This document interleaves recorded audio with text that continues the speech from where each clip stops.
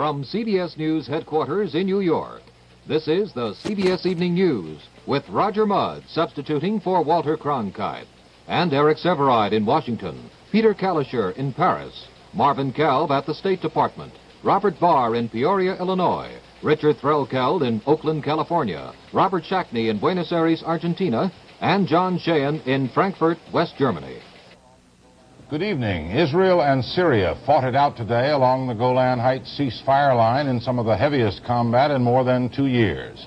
Planes, tanks, and artillery took part. Israel said its jets struck an army base and 3 Arab guerrilla bases in southern Syria in reprisal for terrorist attacks. Syrian forces struck back and the dawn-to-dusk battle was joined. Israel claimed its jets attacked up to 50 miles inside Syria and shot down 6 Syrian planes with no losses. Syria said 3 Israeli jets were down, but admitted losing 2. The situation was considered so serious in Israel that Defense Minister Moshe Dayan sped to the border.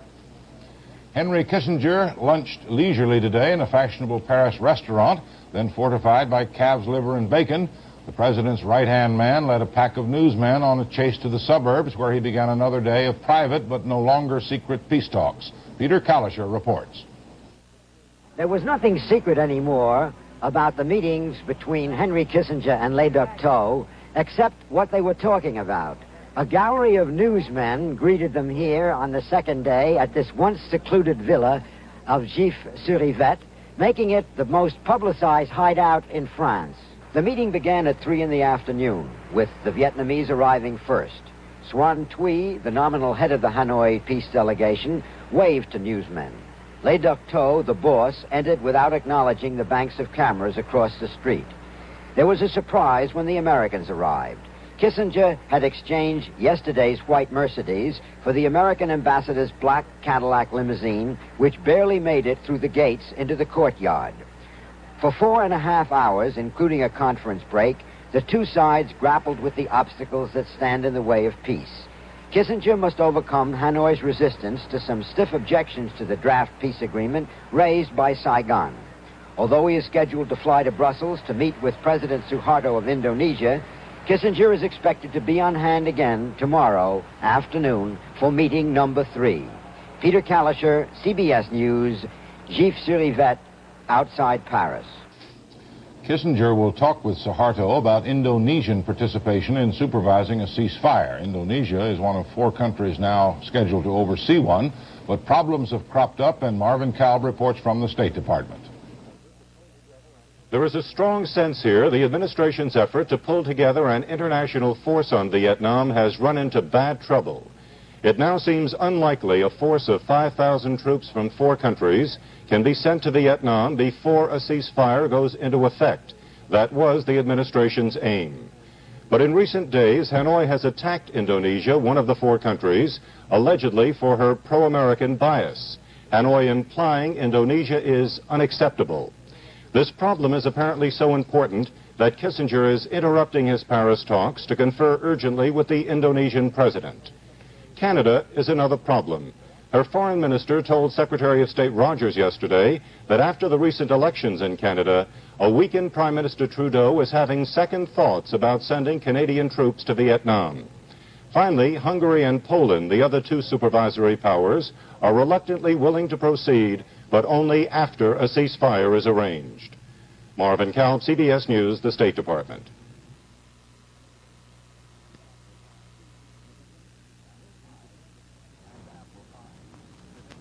Apple pie and apple pie. The difference? This one prepared with Fleischmann's margarine is 69% lower in saturated fat. Asparagus and asparagus.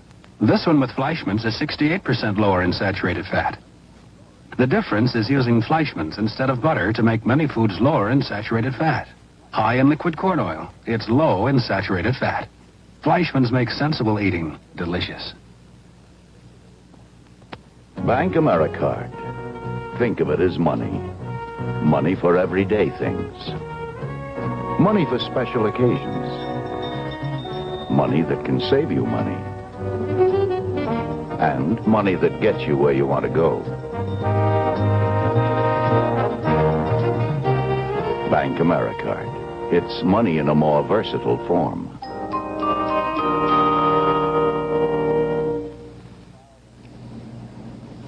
One of the most controversial trials in recent American history was that of the Chicago 7 3 years ago. All 7 defendants were found not guilty of conspiracy, but 5 of them were found guilty of crossing state lines to incite riots during the 1968 Democratic Convention. Today in Chicago, those convictions were overturned by a federal appellate court. The court, in a 2-to-1 decision, said the presiding judge in the case, Julius Hoffman, may have violated the defendant's constitutional rights.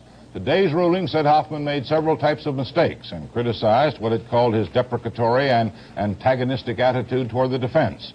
The court said the government could try the defendants once more, but the Justice Department says it's not yet decided whether to do so.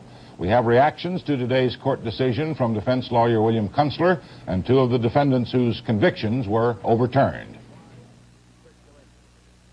Perhaps this wide circulation of this opinion will have the effect of teaching people to question when courts use statutes against men and women who are protesting in the traditional American forums, whether it's against the war in Vietnam, racism, genocide, and the rest, that government may be using the courts indecently and without just cause.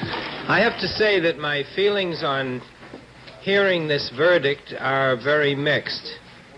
Naturally, I'm gratified that the conviction was thrown out, but I think about how many millions of Indo-Chinese and thousands of American GIs have died in the 4.5 years since we were at Chicago. Well, I think that any person who just learned that 5 years in jail were taken away would feel great. But really, I guess my feelings are somewhat mixed when you think about the fact that Philip Berrigan and thousands of other people still are in jail today for their opposition to the war, and there probably are 300,000 political prisoners by conservative estimate in South Vietnam because of their opposition to the war. And we see the war being still the central issue that brought us to Chicago and the central issue around this trial. So my feelings are somewhat mixed. The U.S. Supreme Court's virtual abolition of the death penalty forced the resentencing today of the man condemned for the murders of 8 Chicago nurses 6 years ago. Robert Barr reports from Peoria, Illinois. Richard Speck returned to the same courtroom this morning where he was originally sentenced in 1967. But this time he went knowing that society had been as hard on him as it could be, that he would not die, that the most he could expect was a sentence that would keep him in prison for the rest of his life. But his lawyer, Gerald Getty, the same man who kept Speck out of the electric chair, argued for something better, a 20 to 60-year sentence that would have offered the hope of a parole in under 12 years. He argued that Speck should not be locked away without hope, without any chance of rehabilitation. He even called Richard Speck's warden to the stand to support his contention that perhaps one day he might be able to return to society. But it all seemed too easy an argument to the state. Prosecutor Robert Novelli went over each of the 8 murders again, how each girl died, where and how she was found. Then, quoting from a psychiatric examination ordered for the original trial, he described Speck as a walking time bomb who, if he were released in the future, could blow up again. He called the report a warning, an admonition to the court. Through it all, Speck remained passive but attentive, turning down an opportunity at one point to say something in his own defense. Judge Richard Fitzgerald, accepting the prosecutor's plea, expressed hope that Speck would be confined to prison for life. His sentence, 8 terms of 50 to 150 years each, 1,200 years in all. Within minutes of the sentencing, Speck was led to the car that would return him to the Illinois State Prison. Defense attorney Getty said afterward that he had no plans for an appeal at the present time. He added that as far as Richard Speck was concerned, this was the end. Robert Barr, CBS News, Peoria. The cost of living went up again in October, 0.3%. This means the index has risen 3.5% since Phase 2 of the wage and price control program began 11 months ago. The president's goal is a 3% rate of increase by the end of the year. Today's news makes its achievement unlikely. The government says the latest rise was due mainly to higher prices for clothing, health insurance, and used cars, and a rise in property taxes. Adding to the bad news was a decrease in purchasing power for the wage earner for the first time since last May. Bethlehem Steel today followed the lead of U.S. Steel in announcing price increases for a broad range of its products. Bethlehem refused to say how great individual hikes would be, only that the basic price list would rise 2.7%. The increases will take effect January 1st. Another record-breaking day on Wall Street. The Dow Jones Industrial Average jumped more than 8 points to close at 1,013.25. Volume on the New York Stock Exchange was 22,100,000 shares. The average price per share was up 22 cents on the New York Exchange, up 4 cents on the American.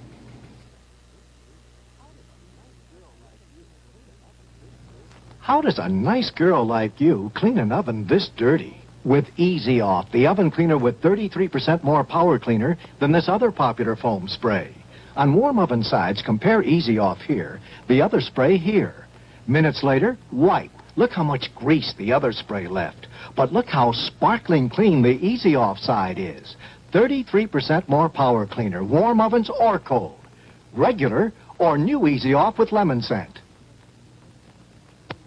You know how to tell good tomatoes. You look for firm onions and meat that's juicy and red. These are things that go into spaghetti sauce. But how do you tell a good spaghetti sauce? One way is to look at it. This is Chef Boyardee. You can see it's rich and thick with tomatoes. You can see chopped onions and the lean ground meat. Chef Boyardee's spaghetti sauce. You can see how good it is. Deputy Defense Secretary Kenneth Rush talked with President Nixon at Camp David today, presumably about succeeding Melvin Laird as Secretary. At least that possibility was not denied by the White House. The 62-year-old Rush, one of the President's old Duke University law professors, is known to be Laird's personal choice. Another of the President's visitors today was his old political enemy, Governor Nelson Rockefeller of New York, who worked hard for Mr. Nixon's re-election. But White House officials said emphatically Rockefeller would not be in the President's second-term cabinet. In Sacramento today, a California Senate committee looked into alleged safety hazards aboard the new Bay Area rapid transit system. One state senator likened the system's dangers to sending the Titanic to sea without lifeboats. Richard Threlkeld reports.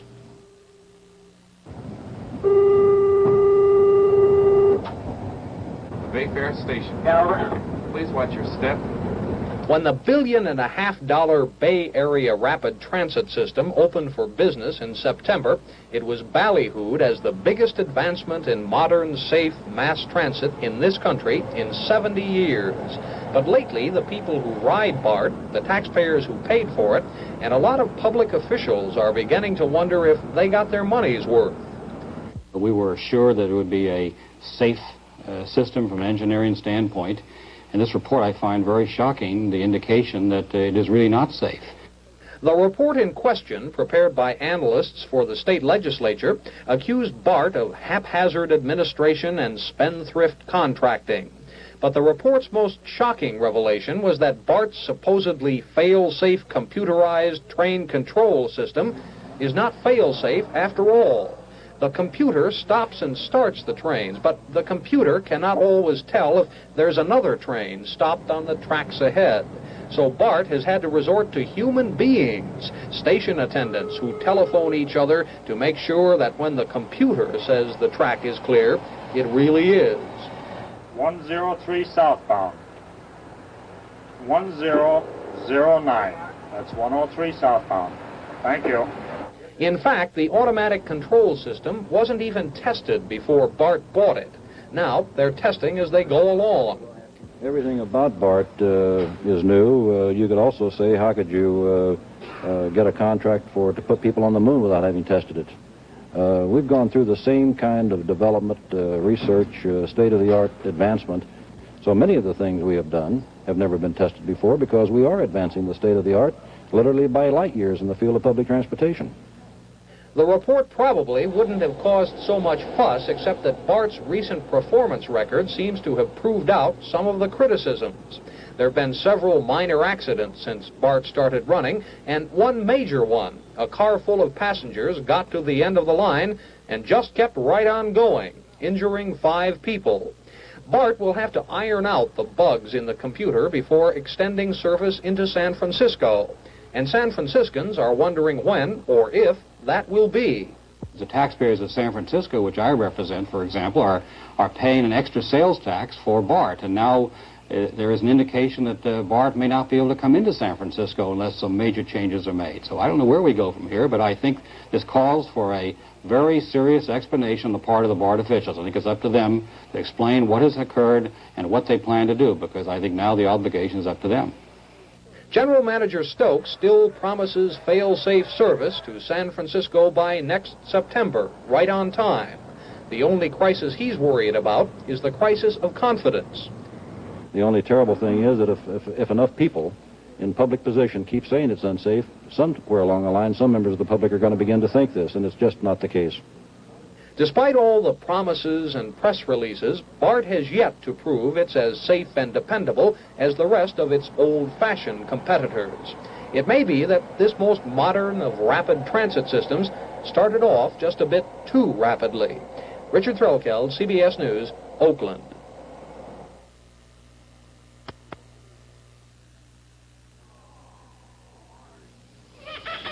Orange juice. Where did you come from? Good morning. I'm Eve. Would you like a change for breakfast? Cran apple drink? You're changing me already, tempting me with apples. And cranberries, too. And vitamin C. After that everyday drink, you'll love the change. It's different. Like you.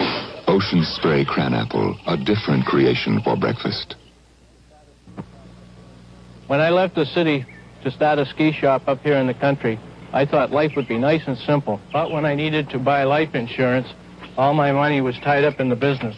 I spoke to John Serban, my John Hancock agent. He had some pretty creative ideas about how I could get life insurance without cramping my new lifestyle. Now our life is simple again. At John Hancock, we believe that you shouldn't have to give up your lifestyle for your life insurance. Lifestyle insurance from John Hancock. By an overwhelming majority, South Korean voters today increased the already considerable powers of President Chung-hee Park. About 90% of South Korea's 15 million voters turned out in the cold and snow to register their approval of a new constitution. It would let the president succeed himself indefinitely. It would institute sweeping reforms and would permit negotiation of reunification with North Korea. Former dictator Juan Perón has been back in Argentina for 4 days, back from 17 years in exile. The military government has said that exile will make him ineligible to regain power, but that may not be the case. Robert Shackney reports from Buenos Aires.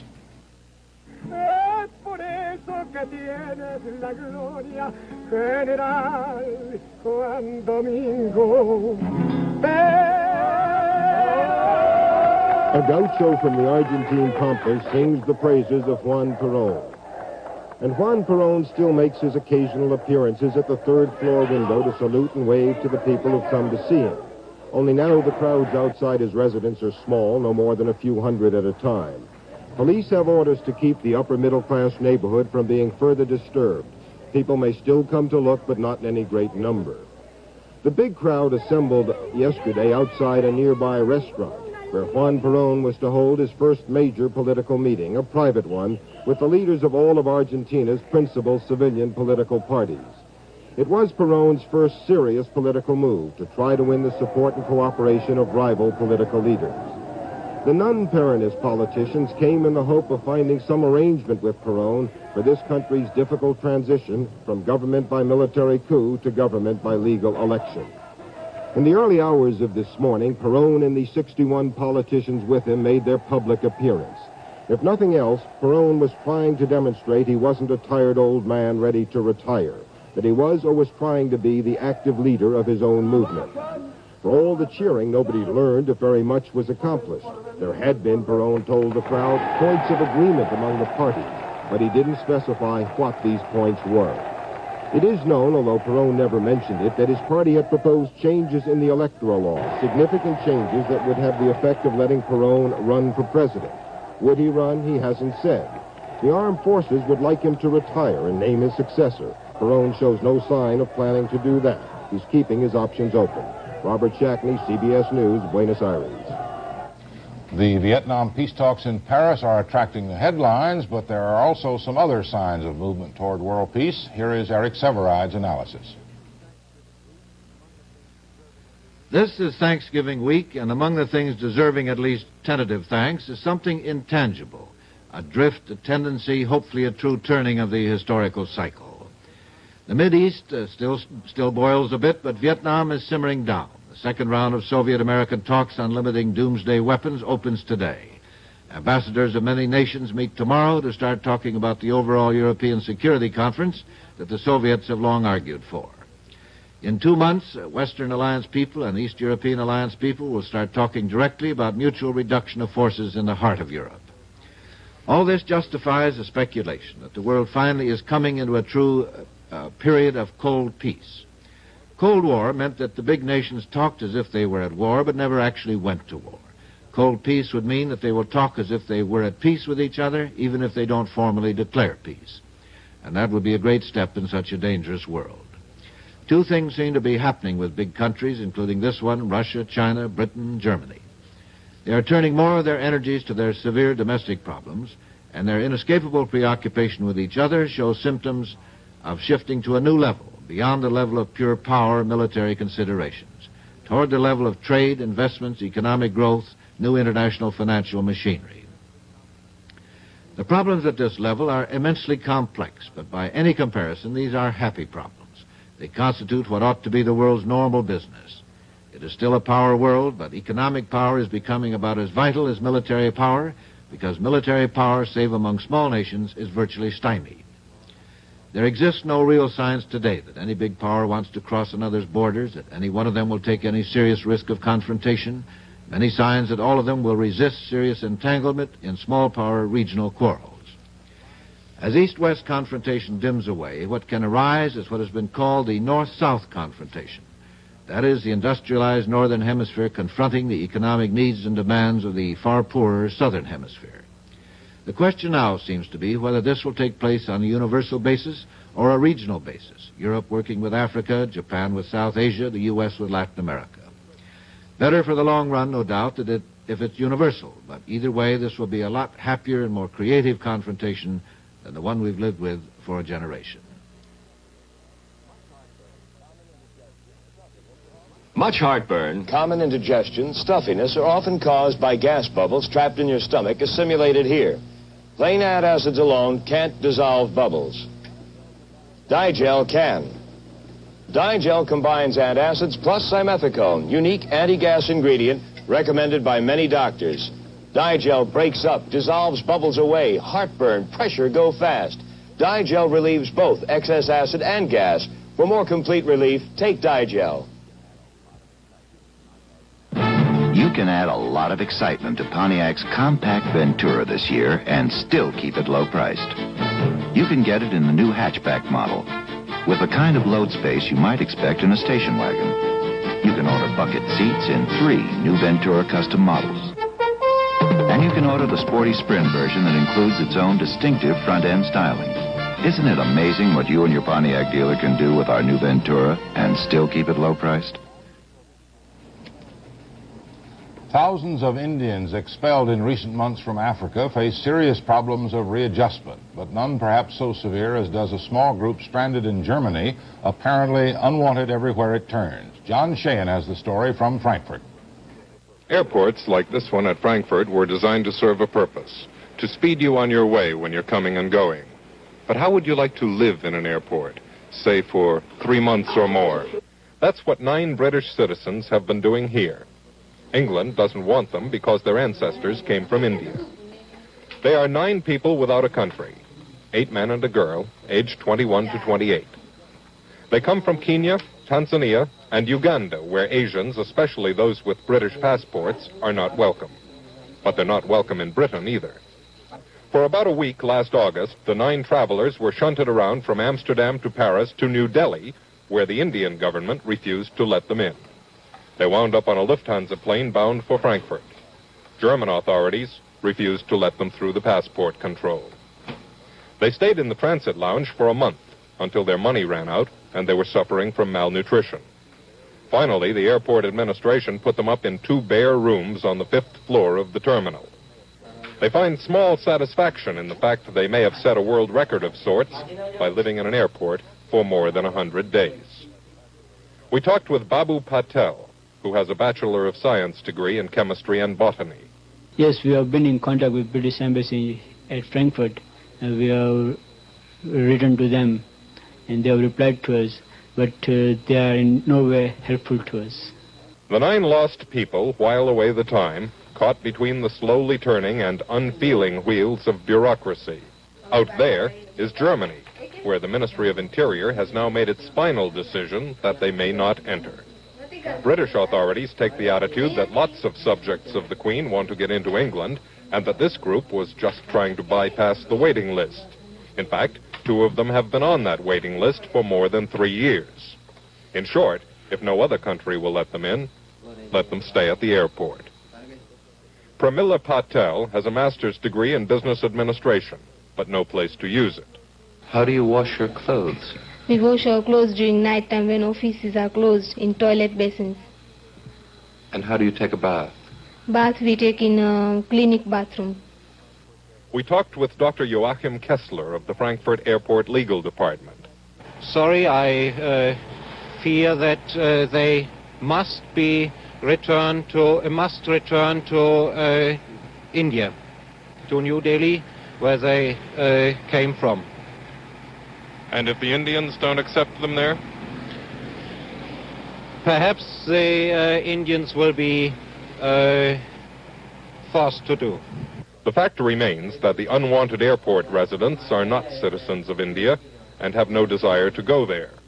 Lately, they've been suffering from periods of severe depression, feeling that everybody's got a place in this world but them. John Sheehan, CBS News, Frankfurt Airport. A New York Supreme Court judge has issued a temporary restraining order against the American Federation of Radio and Television Artists. AFTRA had ordered its members here at CBS to honor the picket lines of striking technicians, effective this evening at 6 o'clock. But CBS took AFTRA to court, and Justice Hyman Korn this afternoon ruled that newsmen could not be prevented from going to work. AFTRA says it will appeal, but in the meantime, it's ordered all its members, including newsmen, to continue working at CBS until further notice. That's the news this Tuesday night. Roger Mudd, CBS News, New York.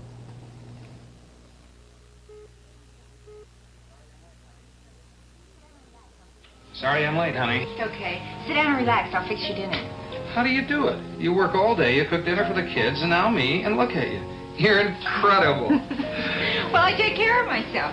I exercise, eat right, and to make sure I get enough iron and vitamins. You take Geritol every morning. And you should, too. Geritol, more than twice the iron of ordinary supplements, plus 7 vitamins. Take care of yourself. Take Geritol. Honey, you think you'll keep me? I love the morning. It's my favorite time. Unless I had trouble getting to sleep the night before. It's for those nights, and we all have them once in a while, I keep Sominex in the house. Sominex helps me relax and feel drowsy so I can get to sleep. How did you sleep last night? A good night's sleep does make a difference, and Sominex can help you get it. After a good night's sleep, not only do you feel all rested and refreshed, you really look it. From CBS News headquarters in New York, this has been the CBS Evening News, with Roger Mudd substituting for Walter Cronkite. An anthropologist and his daughter uncover strange living demons, a tale of mounting suspense in a terror-filled cave. See Cornell Wilde in Gargoyles, tonight's movie on CBS. You know, the jolly fellow in red is checking his list and checking it twice. Of course, he has to find out who's been naughty or nice. And he's found out that it's a lot easier to be nice when you use your SuperCard. You can shop all over town using your SuperCard, and you get only one bill. But here's the best gift of all. SuperCard lets you skip your January payment. You put it off another month. SuperCard carries the load in January. If you suffer from attacks of bronchial asthma, you